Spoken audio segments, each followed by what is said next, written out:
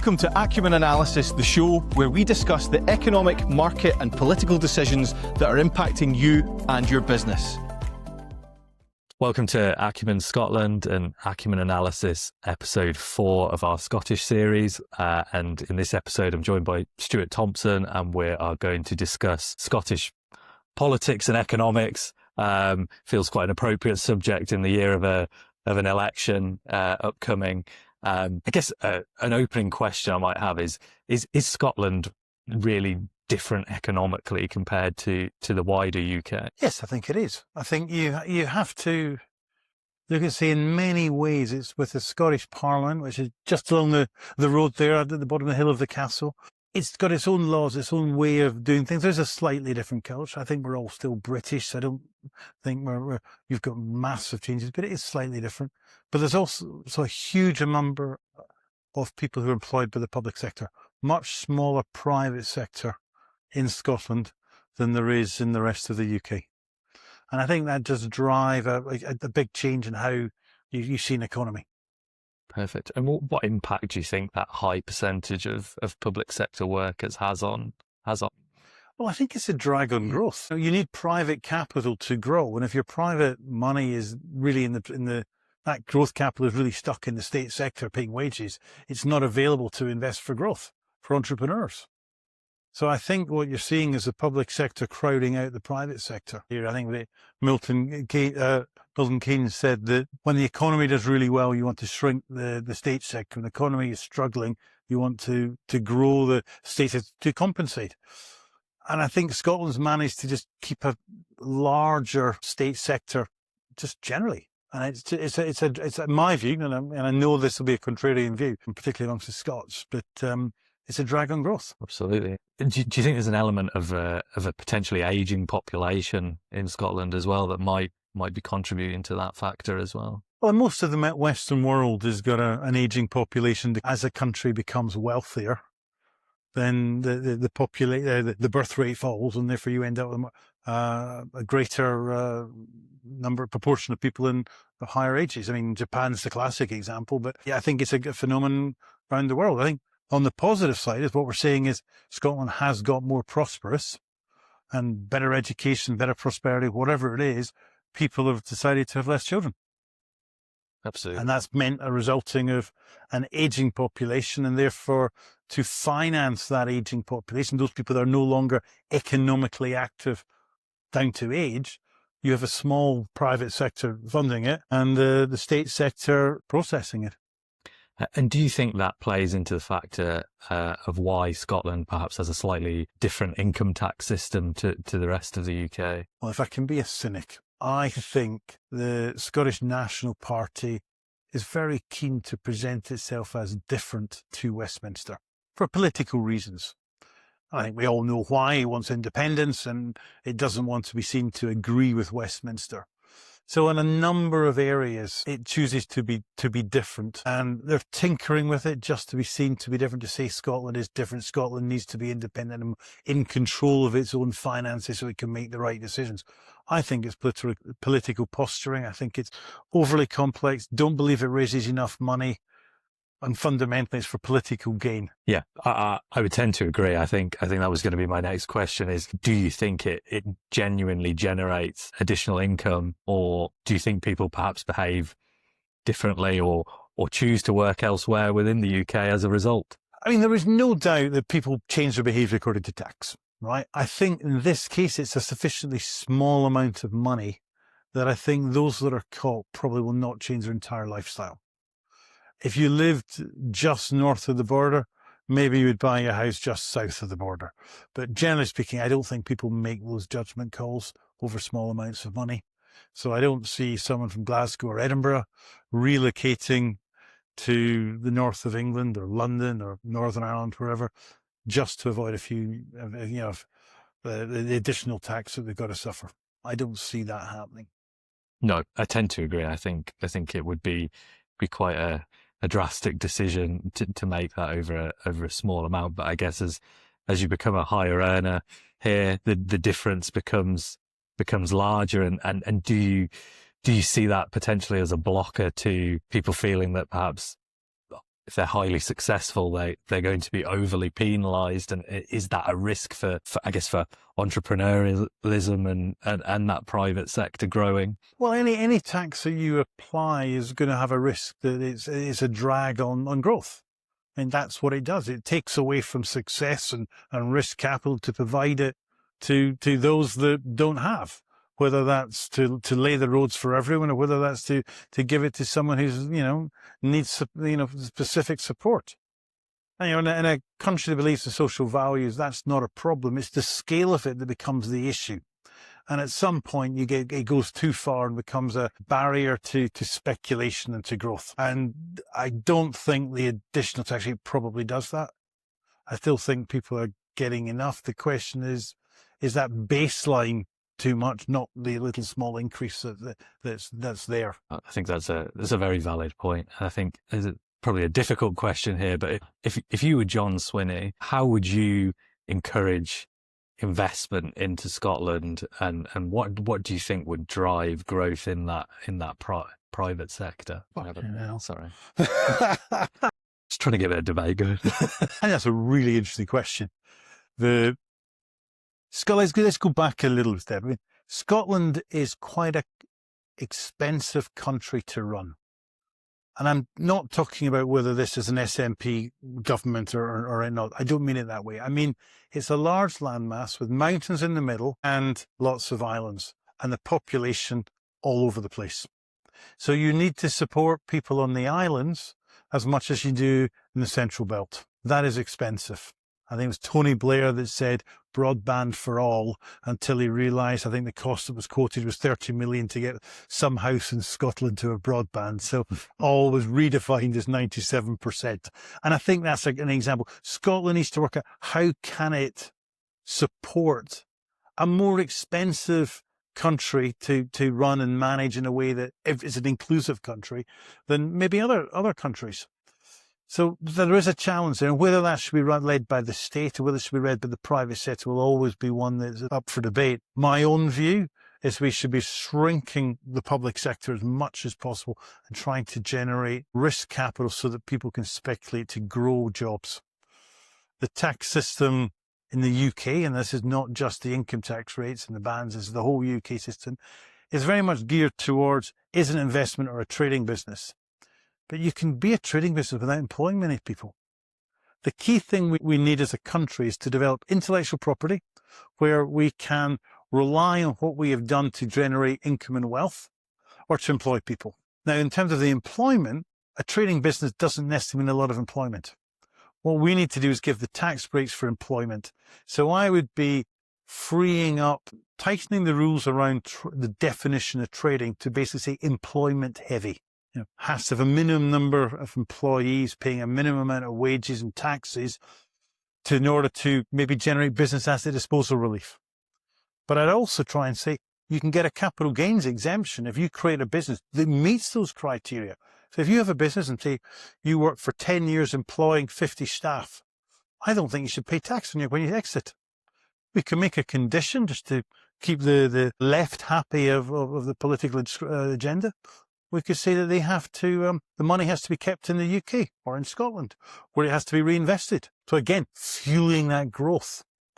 We need to create risk capital. Britons, and that includes Scots, are a little bit risk averse. We don't want to shout about success. We look to denigrate success and look over jealously.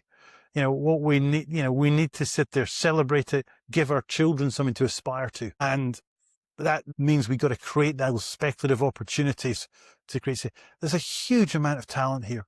So generally, forgetting education statistics, so generally well-educated, people with some degree of risk capital. We need to free up the shackles, the assumption that the jobs people should be going into the public sector work and take risk, create an opportunity.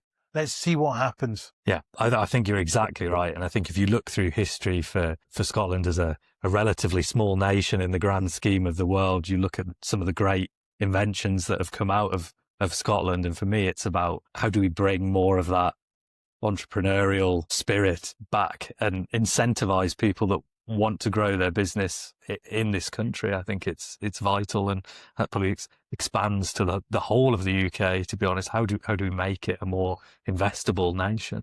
I mean, the EU's big sales pitch is there's no borders between the countries. Scotland has an advantage. It doesn't have a border with its biggest trading partner, England. It needs to exploit its natural advantage over England, its natural advantage around other areas in the world, whether that's whiskey, whether that's looking at the tourism side and the lovely assets we've got, whether that's the engineering skills we've got. We've got to work out what Scotland and we are better at than others and exploit it. There's no point competing for sunshine. In the nicest possible way, yes, we get some lovely weather in Scotland, but it's not enough to attract business. So where we got a competitive advantage, and let's exploit that. Completely agree. We obviously did the earlier episode in Aberdeen, and we see the amazing natural resources that are on the doorstep. Yes. Should there be further lobbying from the SNP to look at changes in policy in that industry? I think this is a classic example of where there is a problem between Westminster and Holyrood. The oil revenue, where does it go? That wasn't given to the Scottish government. That was kept as a UK-wide pot, and that may or may not be right because it's UK-wide shores, but it certainly is. The impact of a UK decision is affecting Holyrood's via Aberdeen and that conurbation. But I think there needs to be, you can't switch off energy from oil and gas until you have a suitable alternative. And there isn't an alternative. I mean, there's ideas, there's some benefits out of renewable, but it's not a full replacement. So I'm a bit of a skeptic of removing oil and gas in the way that's happened. I think you can say we have a plan to transition, and you can announce a longer term tax plan to tax it, rather than just extracting it all now to kill it. Yeah. You could have said, like, every year we're going to increase the tax rate by 1%. So in 10 years or so, you end up with where we are now. Yeah. But there's 10 years of transition into an alternative. Yeah, I fully agree. And I think the SNP's own position on oil and gas was probably somewhat restricted by the fact that they were in effectively a partnership agreement with the Green Party that obviously have very different views to oil and gas to some of the other major parties. And now that they're out of that relationship, perhaps the viewpoint may change, but it will be interesting to see if they're re-elected in May, whether there is any change in policy. But ultimately, any policy they do have is going to be impacted by decisions made with their control as well. I think going back down to trying to see where your relative advantages are, Scotland's generally, having grown up in the West Coast, a wet country. It rains. Can we use that? Can we do more with rainfall to generate electricity, more water turbines, more hydropower? And, I know they did schemes, 20, 40 years ago that made it harder to get some of that run off the hills. But maybe they need to revisit those agreements and work out how to look at the economy now and the needs and where that is. Can they do something better? And the one that to me has been crying out for it is wave power, tidal power. We've got lots of coast, big heavy seas moving in and out, oceans are nearby. We need to use that to generate power. And I know it's hard. No one's saying it's easy. And I certainly am the person to say how to do it. But it seems to me that's got to be our way. If you look at Norway, I think it's 100% hydropower. It's got the fjords. It's got the ability to do that. We have similar landscape to Norway in some respects. Can we exploit that in a way to reduce our energy needs? And whether England wants to follow suit isn't a matter for England. It can buy that electricity from Scotland if it wants. It's another export. It's a great thing where that trade barrier between Scotland and England disappears. Yeah, fully agree. And I think that's how do we transfer those skills that have been developed within the energy space to, like you say, lead on these renewable projects. I think that's a real critical point for the government coming forward, and how they incentivize that. It will be interesting to see how that progresses. Agreed. So we've seen the SNP government announce some new schemes to help startup businesses, particularly with the young entrepreneurship aimed at young entrepreneurs under 30, with 2.5 million set aside for that, as well as some business rate reliefs for small businesses, what positive impact do you think that can have on the Scottish economy? Well, it's £32 million going into the economy. There'll be a multiplier effect. I don't know what the Scottish multiplier is in the economy. But it might have an impact of, 100 million over the years it's in investing. So I think it will have something, but I always am slightly concerned about schemes that are designed a bit like this. Rates relief assumes you have a property. So that assumes an entrepreneur is going to sink his money and commitment into having property. So that means we're looking at cafes, restaurants, manufacturing plants, etc. I suspect the money we really need to get to for the youth is the individual developing software and AI solutions and trying competing on that global stage. And I don't see them needing property. So I suspect that like the rates relief side of it is going into the old style economy. There's nothing wrong with that, but I just don't think it's the best use of public funds. In terms of giving grants out, the problem with the grant is it's assessed on what you spend, not on what your output is. But if you were looking at the private sector, you'd be saying, what are we going to get for that money? Not what did you do with it? And I think there's a subtle difference that if you want to grow and create businesses, you need to be assessing the output that's being generated, not how it's being spent. And although the mechanism, the qualifications to get the grant will probably be output based, the public sector is not very good at assessing and allocating risk capital. That's a private sector game. So I would favour a scheme where perhaps it takes a soft stake in the businesses to reward them for the growth, etc. And puts maybe a bit of teeth and firepower demanding that the business grew. For example, let's say it's a loan that doesn't get interest for 3 years, and then the interest rate increases by 1% every year. At some point, that business will have to grow to pay it off. But guess what? We've now got employment opportunity and incentive for growth. Absolutely. And I think that's the reason behind the scheme is obviously to try and give younger people at the start of their careers that I guess the support and to maybe say, you know what, I will take a chance and try and set up my own. But it's a grant, isn't it? Yes. So the problem with the grant is it's free money. What happens when you've spent it? You're not accountable for it. It's gone. It's down the drain. That's it. I think we need to have, in the same way we asked the government to be good custodians of our tax revenues. We can all question how good they are, but we asked them to be. We should be asking those recipients of state money to also be good custodians. Are they going to achieve the outputs that really we want to see achieved as a country? And I think it'd be great if we can get a whole generation of entrepreneurs. So if it works, it's fantastic. I just think it hasn't got the right incentive scheme. Yeah, no, I think it's a very fair point. And I guess this isn't probably necessarily aimed just at the Scottish government, but probably the UK government as a whole. Do you think we need more business-minded people in politics making decisions like this? I certainly think so. I mean, we've gone out of the EU, rightly or wrongly, and the EU has taken a lurch to the right. The UK has taken a lurch to the left. I think that probably exemplifies why we've gone out. We're in a different cycle politically than the EU, but the surge to the left is fine if you want to promote social values.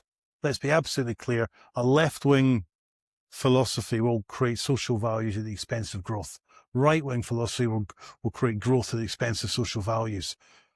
If we look globally, where are we? We have got democracies generally struggling to cut cost.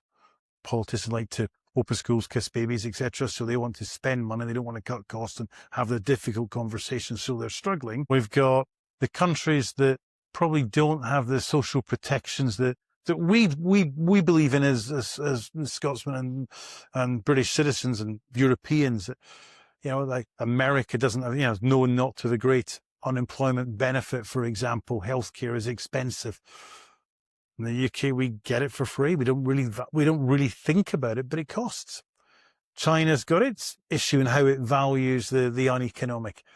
But these two countries seem to be dominating the world at the moment. And, you're either going to look left or right. If Europe, including Scotland, doesn't compete with them, we'll be left behind and we'll just be paying royalty fees for their cars, their software, their AI engines, their robots, whatever it is.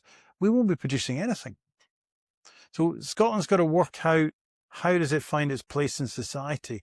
And it doesn't matter about doing what's right. You compete in the world. You have to accept there's a world view that is driving the social agenda.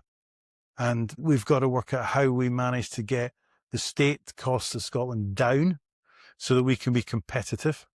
Taxes can be lowered to create an incentive.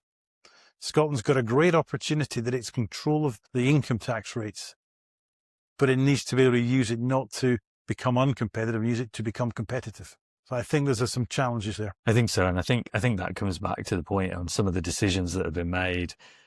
Perhaps you look at how councils are run, etc., and the amount of money that could be perceived to be wasted rather than utilised in a more effective way, which I think if exactly how you've talked through some of these matters, if that business mindset was in place and we actually critically assessed projects and learned from some of the mistakes, I think the whole economy for the whole of the UK could benefit significantly from that.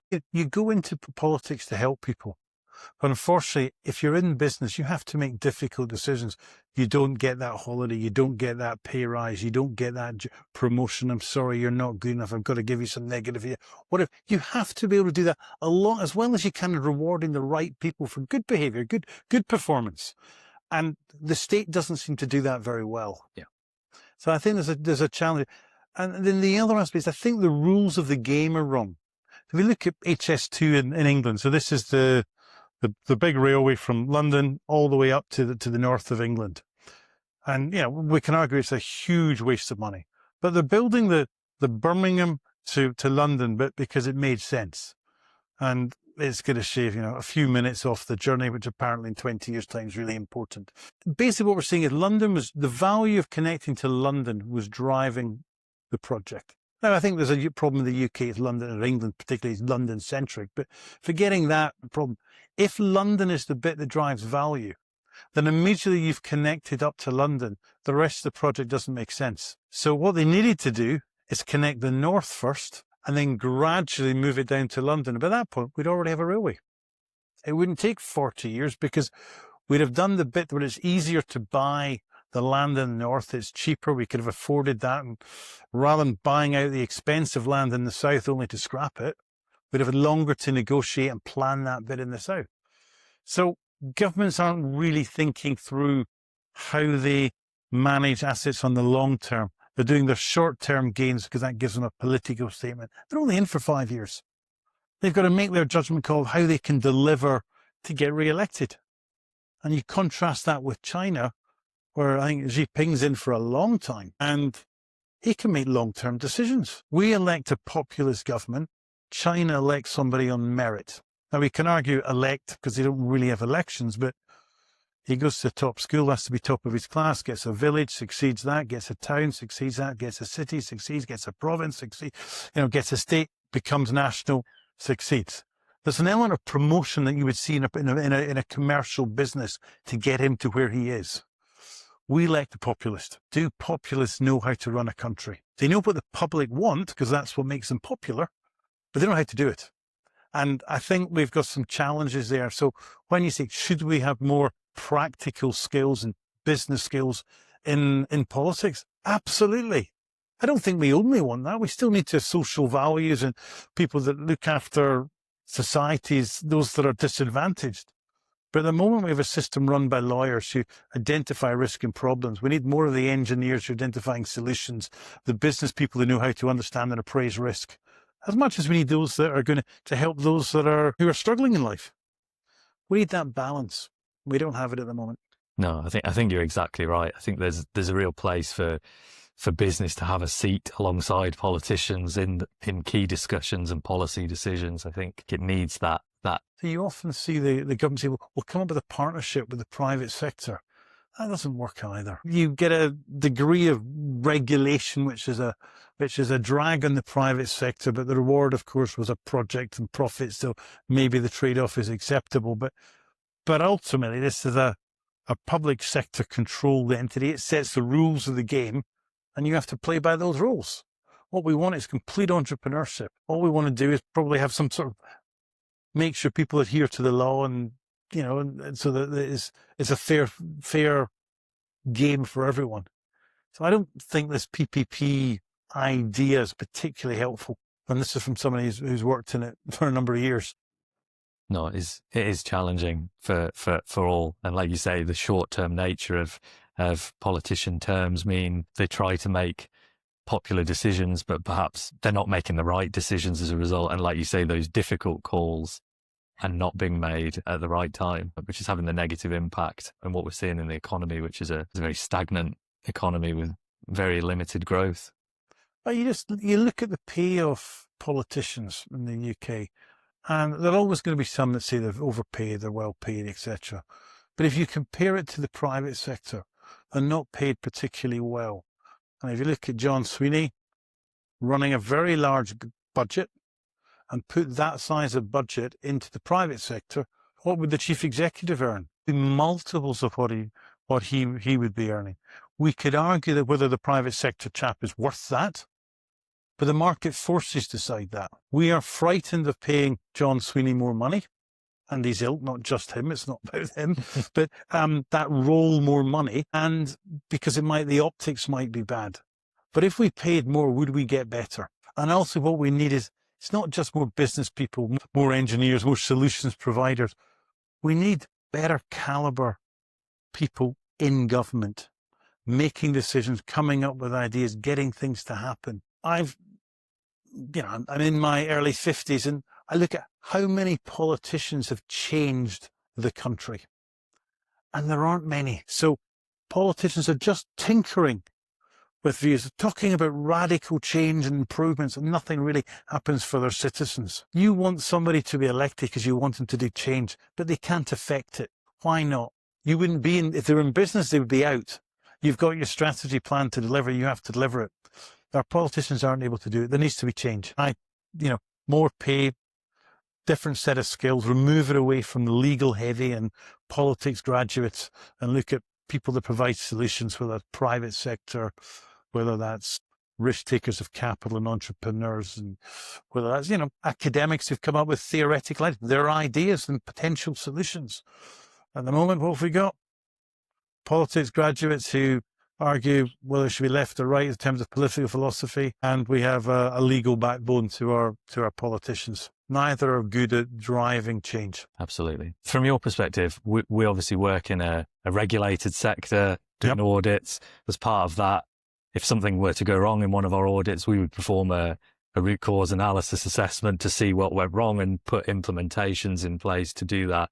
Do you feel that in the public sector that there is not enough critical assessment of where things go wrong, because it feels like there is a high level of inefficiency, should we say, in projects and developments? Well, let's just clarify. So the regulator requires a root cause analysis.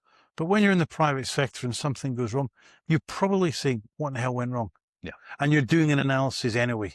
So you don't need the regulator to tell you to do that. The regulator requires it because that's a protection to make sure it doesn't happen again. What's happening in the public sector? Well, they do these things, but I don't think they truly challenge it. And they don't really learn from it in the right way. But that's because the whole framework of the game is wrong. We need to accept people make mistakes. And some mistakes can be terrible.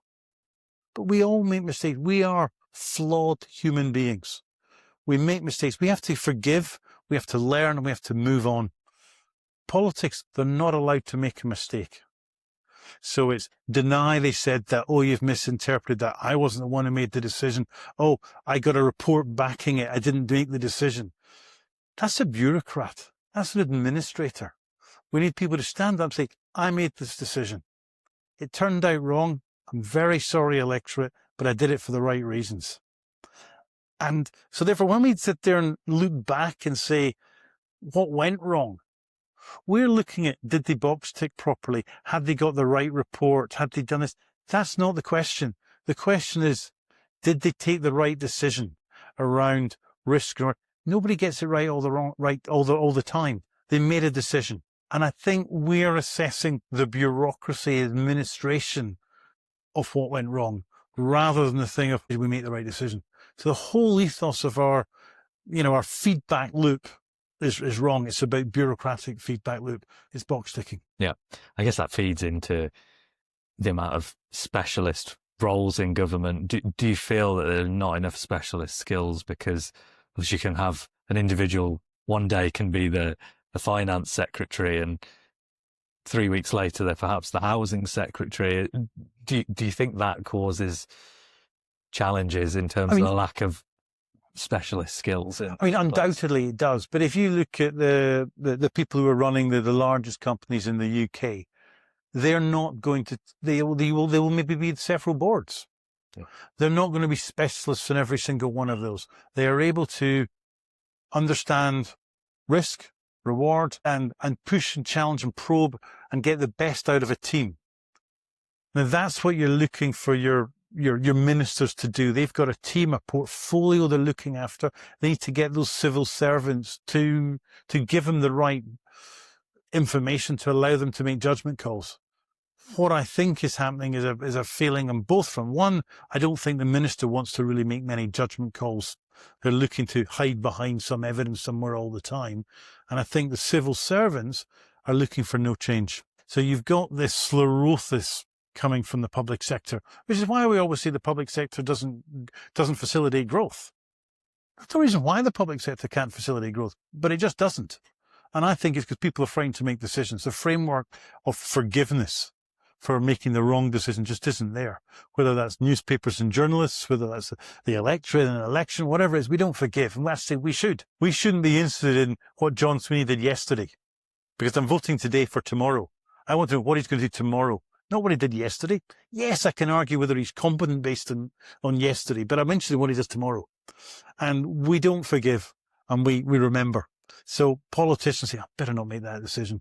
I want to hide behind some academic report or an opinion that Acumen or PwC wrote. I want to be able to get the answer I want, but I don't want to be one responsible. And actually that slows everything down, stops anything happen. And it's an interesting model if you look at I think Nigel Farage is trying to copy the US model if he got in. It's an interesting one where they replace all the civil servants. Civil servants come in with the new party. And I was dead against that, but I've been thinking about it over the last few months, and I don't think it's a bad idea. If we need to create growth as a country, and we have a barrier to growth, we need to remove that barrier. And if that's the civil servants, then we remove the civil servants. I'm not saying make sure they never get a job. There's other roles that they can do, but we need to find out how do we drive the change that we elected our politicians to do. An assumption we elected someone. Let's hope the electorate can elect the right people. So then what's stopping it happen? It's got to be the civil servants who, I think the Yes Minister kept saying, you're too young for that. That's the political show in the 80s, a comedy, how the civil servants Sir Humphrey always managed to persuade the minister to do nothing. And so that's kind of the philosophy that I think probably still happens to some extent. And we need to replace that somehow. Fantastic. A fascinating discussion.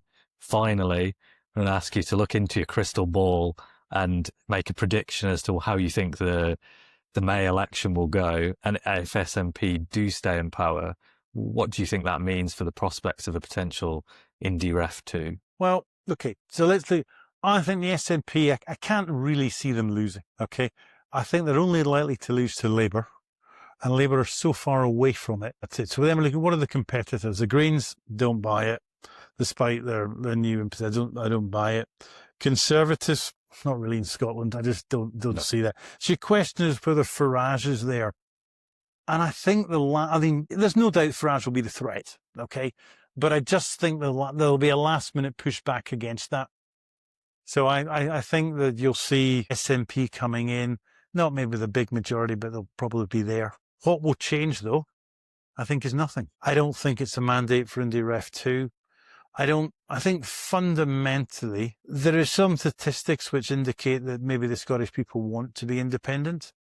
It's debatable, but 10 years ago that wasn't the case, but there is some view that maybe that has shifted.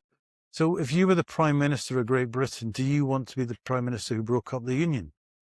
I don't think you do. David Cameron didn't give an independence vote because he thought it was the right thing to do. He did it because he thought he couldn't lose it, right? Yeah. He was right. So I don't think you're going to see a referendum. I just don't see any And I think this is the problem with the SNP. They have to learn to govern. They have to govern so well that it's just inevitable. The issue of independence isn't relevant because Scotland is so far ahead of the rest of the UK. And at that point, you start dictating terms because all the wealth sits there. We're not arguing about oil. It's just evident. And I don't think we're there. No. So I think you're going to see SNP coming in. I think you'll see Farage and Reform coming second. And then that will create an interesting dynamic when the Westminster election happens in about 3.5 years' time, where if current polls are to believe, there'll be a Reform party in Westminster, which will mean the second largest party in Scotland will be Reform. That might put a bit more pressure on the SNP. And then we'll see how the SNP respond to that. And hopefully it's positivity with policies that create growth. Brilliant. Well, thank you very much, Stuart. That was a fascinating discussion. Thank you. Enjoyed it. We'll see you again soon. Look forward to it. Thanks.